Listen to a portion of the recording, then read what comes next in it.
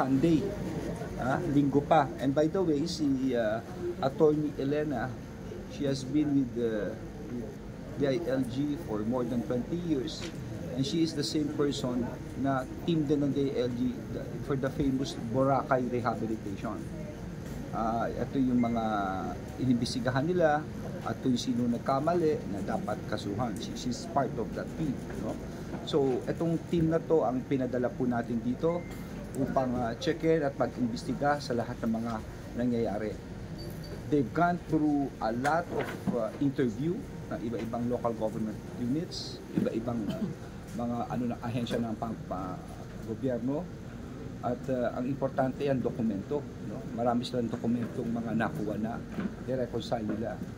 Binasa nila ang mga batas na nauukol dito, anong mga kinakailangang proseso na gawin, at ano yung mga dahil dito sa NIPAS law, no? Ito yung tinatawag natin mga protected area, ano ang mga proseso dito.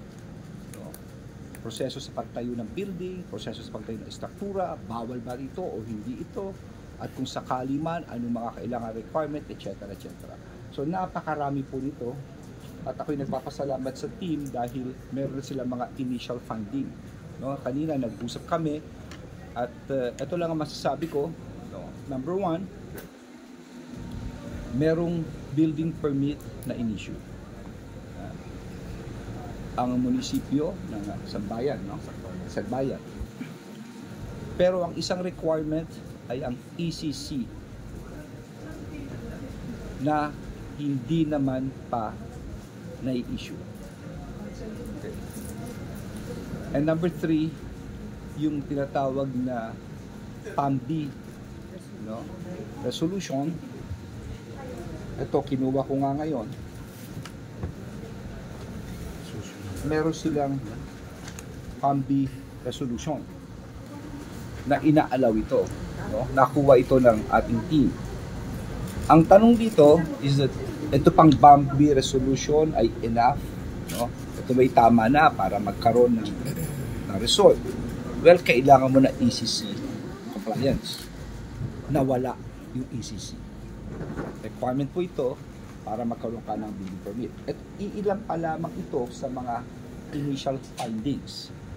At alam nyo, ang aming katungkulan sa Department of Interior and Local Government ay magkaroon ng supervision, no? Under, I think it's Article 25. No? Ngayon, ang pwedeng mag-dismiss, mag-suspend, etc. ay ang Office of the Ombudsman. So ang gagawin po namin, no, dahil dumating ang ombudsman kahapon dito, lahat ng nakita namin ay makikipag-usap na ako kay Ombudsman Martires at iti-turn over namin sa kanila para iisa na lamang, coordinated na lamang ang aming fund. Ganun ang mangyayari. Inilipat na lamang namin lahat ng nakita namin. So in short, yung mga importanteng dapat kong sabihin ngayon na nakuha ng aming team at may iba pa, ay nasabi ko na that even though there's a PAMB, karoon ng building permit, pero walang ECC clearance. Ang ECC is a requirement for the building permit. But moving forward, ito na yung mga batas natin, mga nangyari ko sa kalikasan, ano na ang dapat mangyari ngayon? Number 1, sa RD namin, kasi ang maganda sa DILG ay lahat ng region, meron kami mga tao, pinapalista ko lahat ng protected area ngayon, kung meron bang ganung istruktura kamukha na nangyari rito. Pinapalista ko lahat dito, kami makikipag-coordinate sa DNR tungkol dito. Number 2, ang ibig sabihin po kasi ng nasa yung PAMB composition, ito pong PAMB,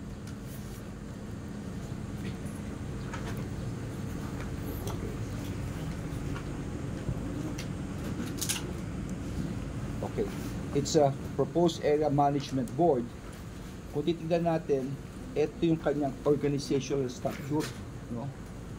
Napakadami po niyan. Halos, ayan. No? Kung titignan po ninyo to, ang head ang DNR, kasama ang gobernador, may 3 district representative, may 6 na municipal mayor, may 65 barangay captain, may RD ng DA, NEDA, Department of Science, DOST, PNP, DND, NGO or PO, 3 representative, 1 from the academic institution, 1 from private, etc. So marami po ito. Nung nakita ko itong resolution na ginawa, kung di ako nagkakamali, wala yung chairman ng DNR, ang nag-chair ay isang barangay captain. No? Kaya naipasa itong tungkol sa Captain's Peak. Ang sa akin lang is that, siguro from now on, from region to region, papatawag ko itong mga PAMBI na ito. On the side of the DILG, lalong-lalo na sa LGU, ika-capacitate namin sila. We will work hand in hand with the DNR tungkol dito. Kasi we must look forward now eh. Kasi ang tanong dito, okay, nakita natin yung ginawa sa isang bundok. Nagkaroon ka ng Captain's Peak na may swimming pool. Pinayagan ng PAMBI. May kasabihan tayo, what is good for one should be good for Pedro. Ang tama kay Juan ay tama kay Pedro. Isipin nyo lang na 1,700 hills magkakaroon ng ganung swimming pool. Ano na nangyari dito sa ating kalikasan? Mabababoy lahat ito. No? So ang point dito is, importante talaga ito. Ano bang goal natin? Ano natin lahat? Ano bang gusto natin dito? Of course, we want tourism. Pero isang tourism industry na hindi mabababoy ang kalikasan. In short, mako-complement. Hindi mo siya gagalawin. No? Siguro naman yan nasa puso ng bawat isang nakikinig at nanonood nyo. Kaya nga, we have to harmonize. Ito na ang ating batas ngayon. Habang babaguhin siguro ng Kongreso ito, what do we do now? Do we have to wait? No, we take action now. Meetingin kagad natin to, pulungan natin lahat ng mga PAMBI. Sabihin natin ang kapangyarihan nila. No, hindi pwedeng hindi ka umaattend. Isipin mo, ang nag-chair isang barangay captain dito. Ha? At kaya na-anuhan ito. No? This kind of things, that's moving forward now. So moving forward on our end, pinapalista namin lahat ito. Ganong klaseng investigation ang gagawin po namin dito. And of course, we will always coordinate with the Office of the Ombudsman, about this. At pagkatapos po nito, we're going to look at the process. Ano ba ito? Paano nangyari ito? I think this happened 2018 ba? 2018. Resolution number 2018. Ito yung mga nakapirma. Okay? So, sir, accountability. Yeah, it's in our... Are we recommending? It's in our report. I'll discuss this with the Office of the Ombudsman. May Kasi importante, we are in harmony. Mahirap nagko-contradict eh. So you have local officials na you're going to recommend for... I'm sure meron yan. Hindi pwedeng wala managot dito. May mananagot dito. Pero what is important here is that i-harmonize namin ito at sabihin namin, uupuan po namin ito at i-ano ko po ito sa ating, of course, sa ating ombudsman. So the PAMBI is composed of mostly actually local officials. Ang PAMBI ay halo-halong ahensya po ng ating pamahalaan. So hindi lang local officials. Hindi, meron kang... so you're going to recommend also 3 district representative. I'm sorry, hindi pala congressman yun. I'm sorry, it's 3 district representative, 6 municipal, district municipal, tama. Congressman. If they reside in a protected area, kasama sila sa PAMBI. Anim na municipal mayors. No? Tapos 65 barangay captains. Tapos meron kang DA, NEDA, DOST, PNP, DND, NGO. These are the composition and structure.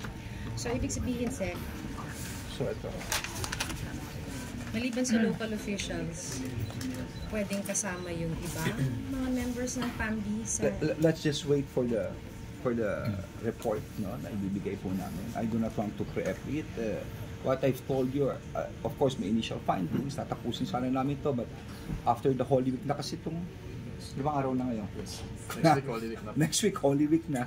So tapusin muna namin itong Holy Week and then probably the week after Holy Week, tapos na po lahat ito. Sa initial findings ninyo, sir, meron na kayong nakitang liable? Meron na kami nakita. Yeah. Pero I'm sorry, pero hindi ko muna i-ano And? nito, I have to discuss this first. Was there corruption? Well, first of all, masasabi ko, they're liable under the law. To what degree, to what ano, depende na ho yan sa batas. But of what, sir? Depende na ho Were sa they- batas. But were they negligent? Halo-halo na yan. Halo-halo na yan. Halo-halo na yan. Halo-halong ano, sir? Halo-halo. Iba-ibang ano nila, kasalanan nila. No? Pero of course, I'll have to discuss this first with the ombudsman. Okay? And let them decide on this. Pero, sir, kinumusta rin ba ng legal yung management plan? Well, lahat yan tinignan nila. Everything tinignan po nila. Kaya, since Sunday, isipin mo, si Elena. Si Elena. Since Sunday, she was here, the whole group. Hindi pa sila umuwi na Manila. They were compiling all of this. Kaya nga, all of these documents, we're going to turn over to ombudsman. Last lang ako, sir, on my part. Parang, I don't know, kapag may conflict of personal, business interest, with halimbawa the elected officials and they have business interests too. Isa ba yan sa nakikita ninyo na posibleng panggalingan ng problema in a protected area? If, for example, they own private lands in a protected area or somehow connected tapos gustong magnegosyo, isa ba yan sa nakikitang conflict halimbawa in a protected area? Kaya nagkakaproblema ng ganito, biglang may susulpot na negosyo na hindi dapat. Well, ang protected area is a protected area. No? Wala dapat kinikilala ito kung ito'y kamag-anak ng politiko o hindi. Of course, what your question is about influence. No? Dahil siya'y politiko, ma-influensya siya at ma-influence niya itong ibang tao.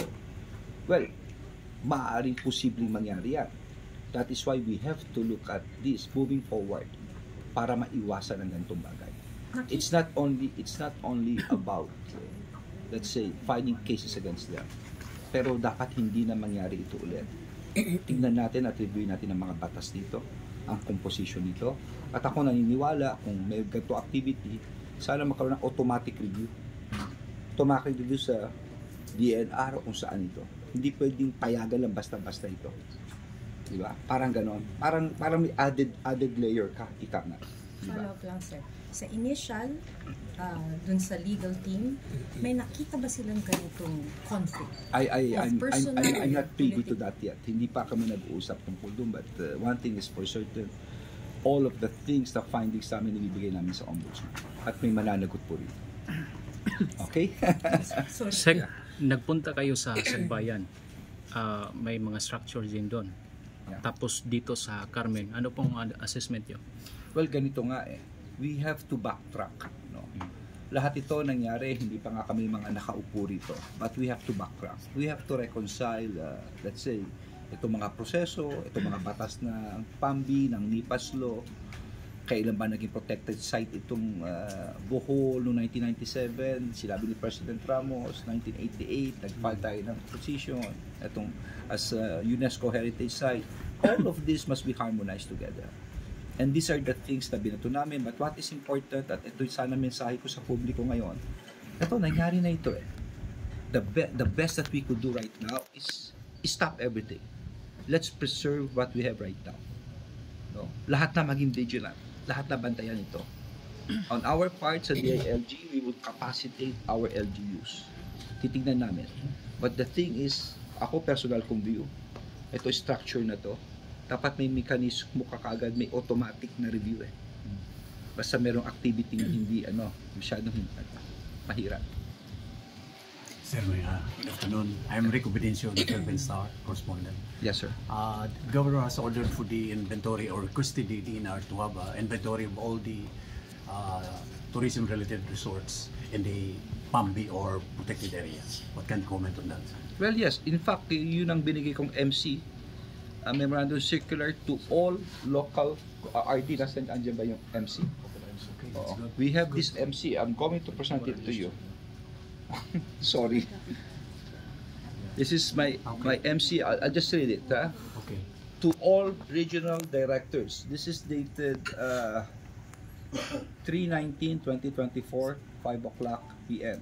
Submission of reports regarding monitoring of intrusions, reported violation, and constructions in protected area. This is all over the Philippines, of all RD. Hanggang baba po ito. Kasi nga ang maganda sa DILG, marami kaming tao, up to the lowest barangay. No? So, this is in connection with the issue regarding the establishment of pool resort within the Chocolate Hills in Bohol, which has caused public concern regarding the protection of the World Heritage Sites in the country. Chocolate Hills is a UNESCO World Heritage Site and is protected under Proclamation 1037 Series of 1997 and Republic Act number 7586, or the National Integrated Protected Area System, or NIPAS Act of 1992.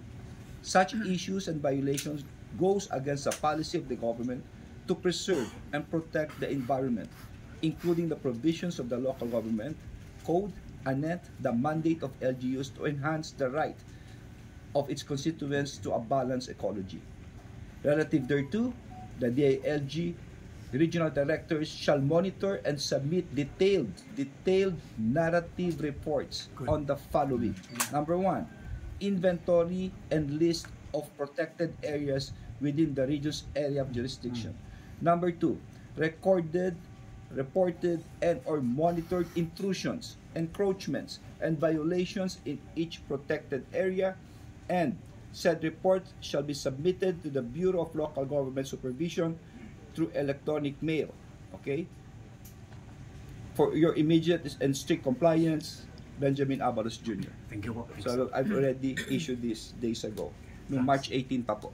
Thanks. Okay. Secretary, nag-investigar din ang DNR Secretary. Paano po natin ma-harmonize yung investigation ng DILG at saka DNR, sir? Well, Please kasabay explain. kami nagtutulungan kami ni Sec Tony, Yeah. nagkita nga kami kanina sa hangar, no? Pupunta rin siya rito at talaga nagtatrabaho siya. Ang nagiging problema lang nga namin is that yung mga batas kamukha nitong PAMBI.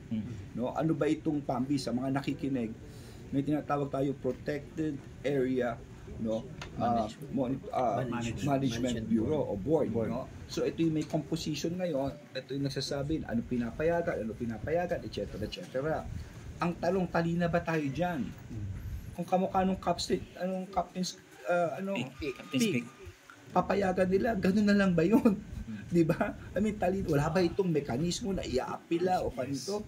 Mabuti na lang, hindi ito walang ECC compliance, nagkaroon ng technicality ito, napatigil ito. Pero paano kung nakakuha ng ECC ito? Paano na? Di ba?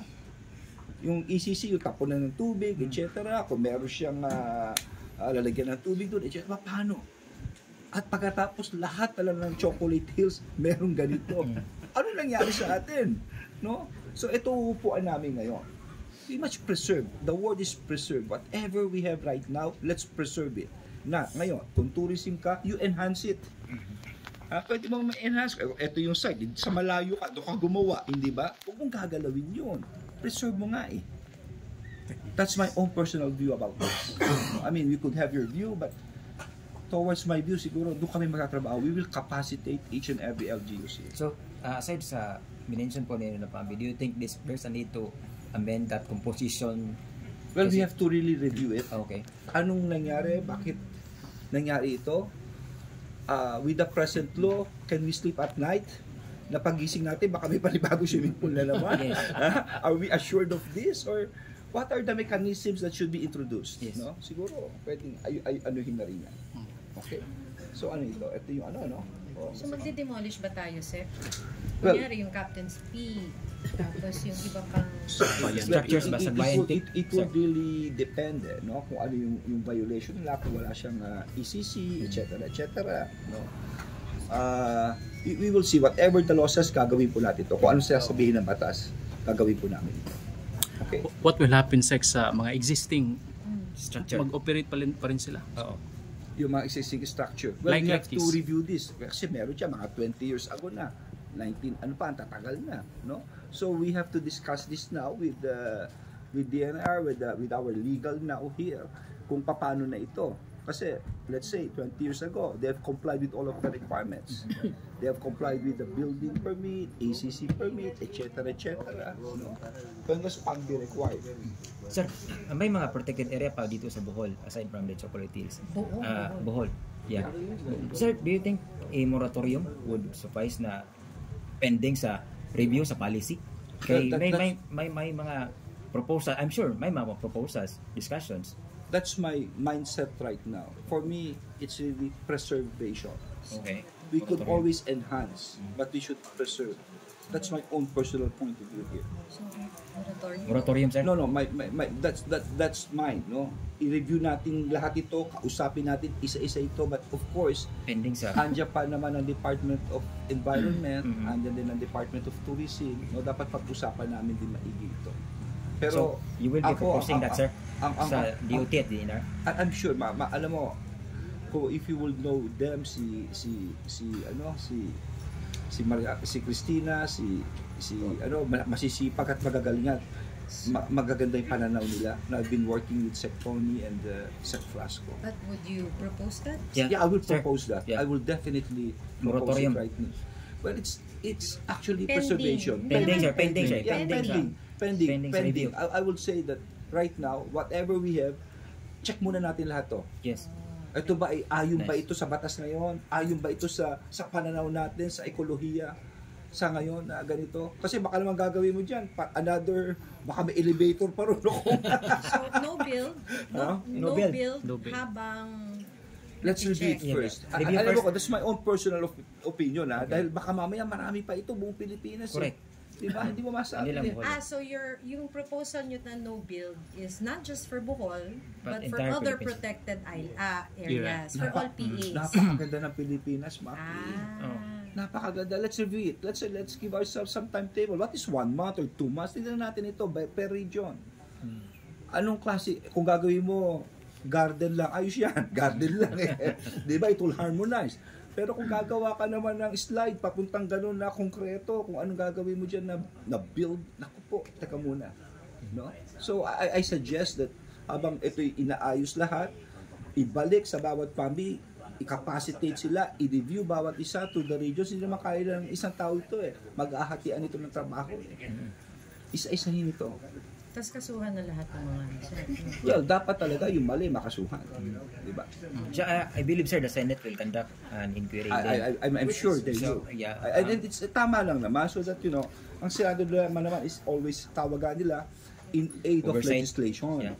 No, nang sa ganoon, yung mga batas na tamang gawin, gagawin nila, babaguhin nila yung batas. Sa inspection nyo dito, sir, anong mga proposal nyo na may pagbabago sa Let's law, review the PAMBI composition. public composition? Kasi masyadong madami eh. At kung masyadong madami, yung mga importanteng a-attend, hindi umattend. O kung baka mamaya ma-outvote pa. Mhm. Hindi ba? Tignan maigi ito. Number 2, magkaroon ng mechanism.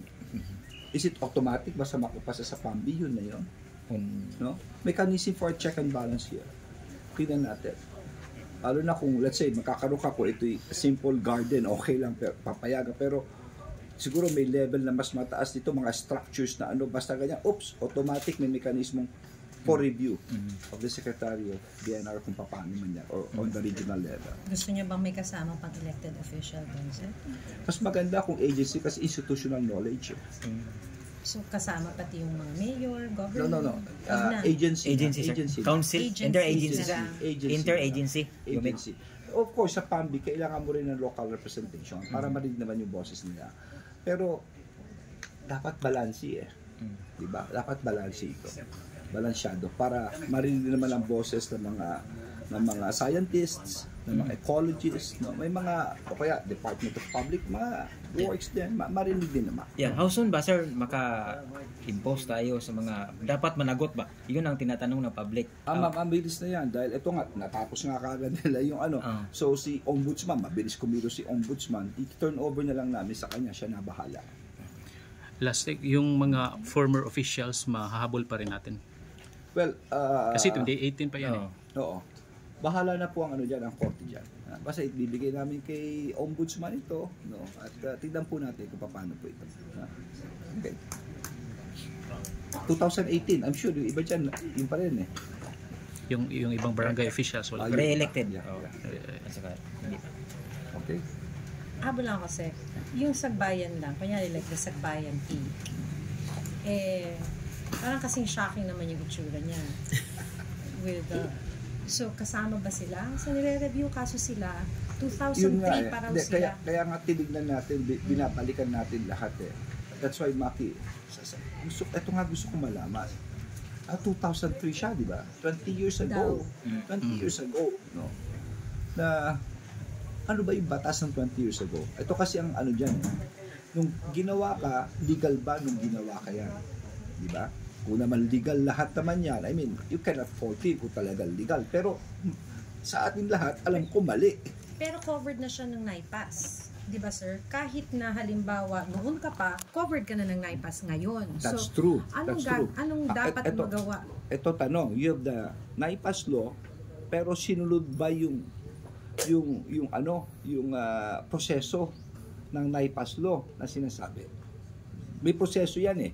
So dapat yan ang check-in. Yan ang check-in maigi. Kung nasunod o hindi nasunod ito. So, kasama ba sila sa Yeah, nire-review? Kasama sila. pinapacheck din namin. Kaya tayo nagpunta rin Bayan, doon. Oo. Captain Speak, as ang budang ka, sir. And this one? Ito, pinasarado ni Mayora. Actually, there is no closure order No. yet, but I did not issue a mayor's permit and a business permit this 2024, January. No mayor's permit. I'm sorry but I have to go. Ayun Sige. nga. Thank you, Sec. I have a 2:30. I have to go. Thank you,